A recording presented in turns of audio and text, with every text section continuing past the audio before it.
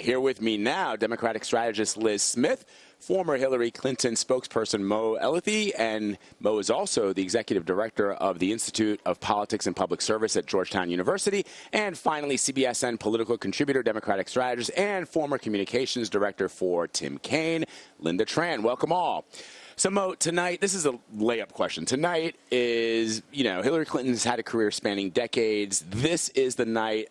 Many people say she's been waiting for this for a long time, going back to 2004. How big of a moment is this for her? I think it's a big night. I think this is a real opportunity for her inside the campaign. They have this joke that, she's the most famous person in the world that nobody really knows. And so tonight's the opportunity for her to help people understand who she really is. And the frame of this campaign for her is, I think, fairly simple. It is, I have been and I have always been and will always be a champion for you to try to level the playing field for you. Donald Trump has always only been in it for himself. But it's that first half tonight that I really hope she focuses on tonight, making the affirmative case for how she can be a champion for everyday Americans looking to just have a level playing field. I always find it interesting, Liz, that people say that they don't know her. They don't know her. This fascination with getting to know somebody beyond what you see them do on a more or less regular basis. But part of what this convention is all about is these surrogates that get up on the stage and give insights into who Hillary Clinton is as a person. Did we see that? Did that come across? Yeah, I think it came across very effectively.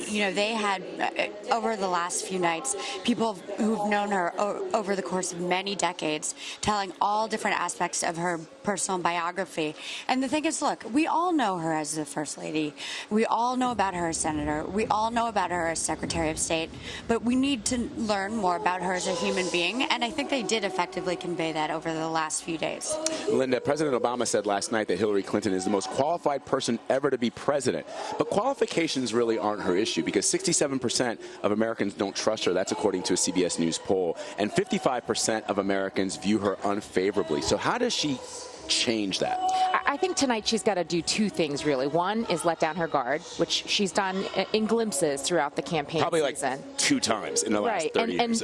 Well, when she does do that, though, it's compelling. I mean, you think back to 2008 in New Hampshire when she was asked that question. That's the one time I was thinking. I actually said 2, 3, but I only remember that one moment when she had that, it's hard kind of a moment, right? Yeah, exactly. She was asked, is it hard? And she teared up. For folks who are watching at home who may not remember, she teared up and said, it is so hard. And she saw her numbers rise, and I think the challenge for her then was, it was a moment, and then she put the wall back up again, and that was hard. Yeah, and I think on the trust issue, look, these are both candidates. They're the 2 most unpopular candidates in history. That's just the reality. But on the trust issue, I think that she needs to bank on the fact that a different type of trust is going to be determinative in this election. And it's the trust that people have in her to get things done, to be persistent, and to never give up. And I think that people do believe that she is a tenacious person and that she is a fighter. Well, we're going to talk about Trump. Both Secretary Clinton and Donald Trump are tied nationally in a CBS poll out this week. And in many national polls, Trump is leading. Clearly his message and his campaign are resonating with voters. Does she have reason to worry? Because a lot of Democrats, when Donald Trump announced his candidacy, thought this might be a layup. Clearly, it is not going to be. No, and I think anyone that thought it would be a layup just doesn't understand how politics works today. Now, look, he's got a little bump coming out of his convention. That's natural. That's normal. I think she'll get a bump coming out of this convention, and then we'll see where things settle within the next few weeks. But I do think we are polarized as a nation. Right? That's just the starting point. Whoever has the R next to their name starts with 40%. Whoever has the D next to their name starts with 40%. And you're fighting for the 20% that are in the middle. And so that's why it is important for her to make this contrast.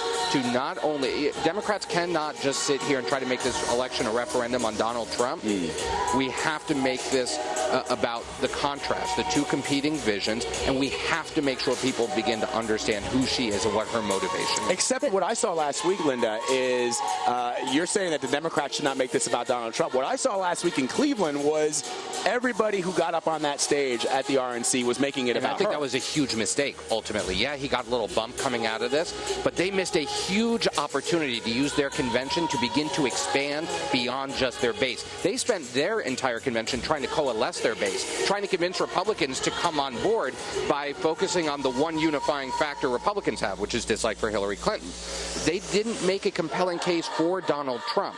You've seen a very different approach here that I think in the long run will pay off. All right, yeah, so go ahead, at the end of the day, voters have to have something to vote for. They're not going to make it out to the ballot box just to vote against something. That's right.